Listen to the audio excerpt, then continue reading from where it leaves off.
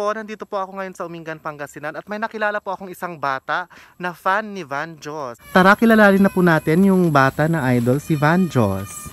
At narito na po siya. Ano ang pangalan mo? Jonalyn po. Ano ang apelyido? Ano yung full name, yung buong pangalan mo, Iha?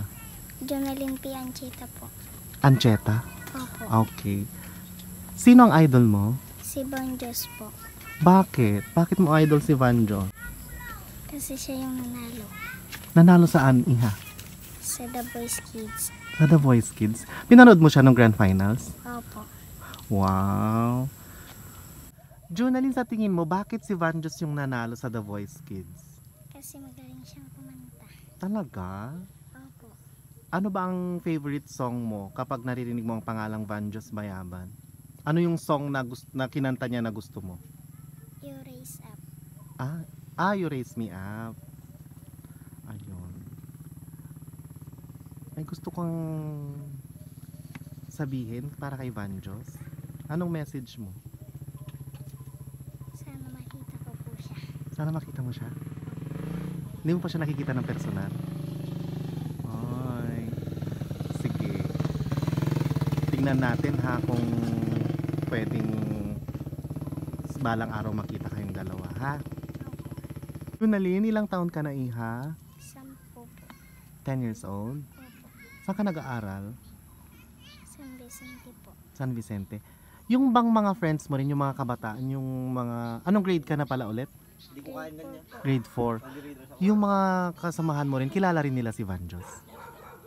Opo, kasi napanood nila po. Ay, kasi napanood nila. Noong Grand Finals, pinanood mo? Opo. Oh. So, sinong kasama mo nanood? Mga kapatid ko po. Mga kapatid mo? Ayun. Masaya kayo nung nanalo siya? Opo. Pumalakpak ka? Opo. Okay. Bakit gusto mong makita si Van Jos sa personal? Kasi idol ko po siya. Idol mo siya talaga? Opo. Okay.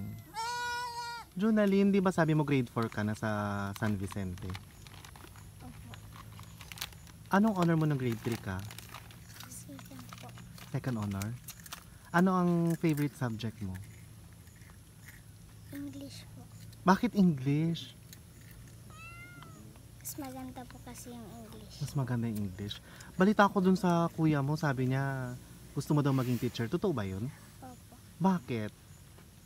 Para maturuan ko po yung mga bata. Oo nga, balita ko dito sa may purok ninyo, ikaw daw yung nagga-gather or nagtatawag ng mga bata tapos tinuturuan mo daw? Nag-school kunyari kayo, ikaw yung teacher, ganon? Opo. Bakit? Ba't mo sila gustong turuan?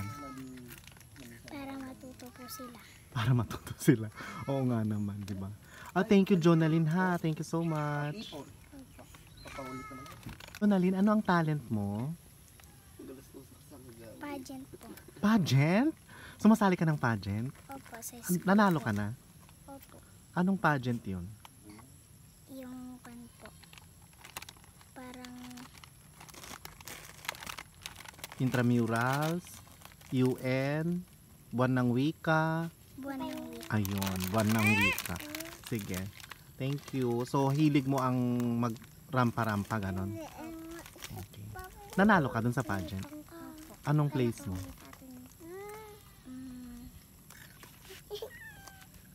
Andun po lahat sa kwarto namin. Andun sa kwarto nyo? O sige, yung susunod na video, dun ko ilalabas ulit ha.